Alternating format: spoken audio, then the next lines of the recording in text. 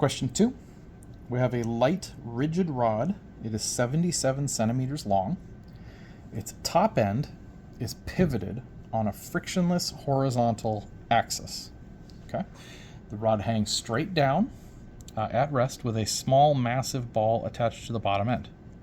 You strike the ball, suddenly giving it some horizontal velocity, so it swings around in a full circle. What minimum speed at the bottom is required to make the ball go all the way over the top of the circle? All right, so if we look at this, I'm going to have a rod. It has a pivot point, okay, and it's hung vertically. The rod is 77 centimeters. I don't like that, so I'm going to put 0.77 meters. Okay.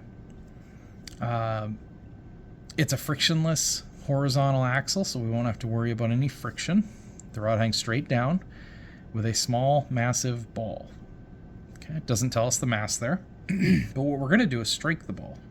Okay, so we give it a hit, giving it a horizontal velocity, so that swings around in a full circle. So it's going to go all the way until it's up top. Okay, I don't know if you can't really see my dots there in the video, but it's going to swing around all the way until it's up at the top. What minimum speed at the bottom is required to make the ball go over the top of the circle? So when it reaches the top, if I gave it more speed down here, it would swing right around past the top. But I want the minimum speed here.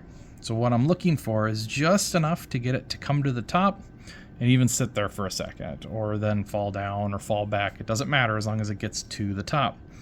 So what I want to happen is the velocity at that point to be 0, given some initial velocity over here. Okay, so hopefully that makes sense. The picture makes sense. Well, how am I going to get it to do that? Well, I have to give it enough speed to make it over the top, so there has to be a change in kinetic energy. And what else am I changing? I'm changing the gravitational potential energy.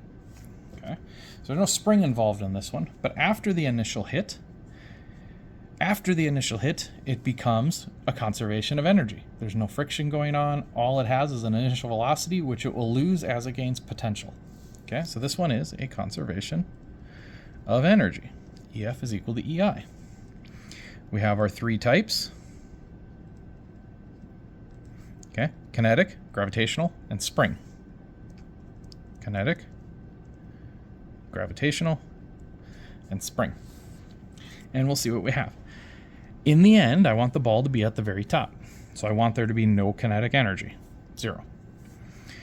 But gravitational energy, I want it to be at its highest point so it can fall back down to the bottom. So I want there to be some gravitational potential, mgy. Again, there'll be a height y here.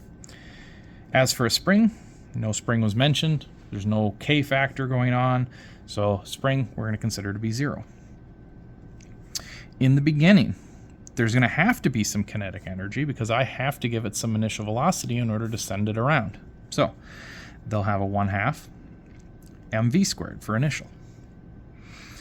Gravitational, it's attached to this solid rod. It can't fall down. There's no going down, and I'm not below the 0. So I'm going to call this my 0 point. Okay, so this would be a +0. Y would be 0. And again, there's no spring. So spring also would be 0. So I have mgy plus 1/2 mv squared. And I'm keeping them long. As you do your homework, you'll be able to go ahead and jump right to mgy is equal to 1/2 mv squared and figure the rest out in your head, which ones you need. All right, I didn't tell you the mass. I just said it was a massive ball. Turns out in this problem, we have an m here and an m here, so it doesn't matter the mass. We can get them to cancel out. G, well, that's going to be 9.8.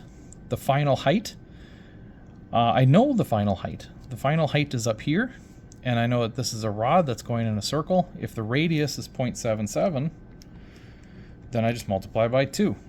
And I get that the height y that I want it to transverse would be 1.54, or 2 times 0.77.